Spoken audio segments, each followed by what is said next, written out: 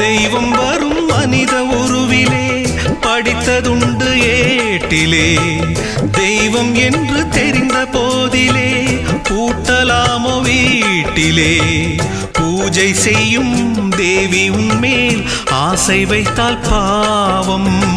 நானும் உன்னை தாரம் என்று ஏற்றுக்கொண்டால் துரோகம். ஜீவனுள்ளவான் நிலாவை நானும் சேரக்கூடும்.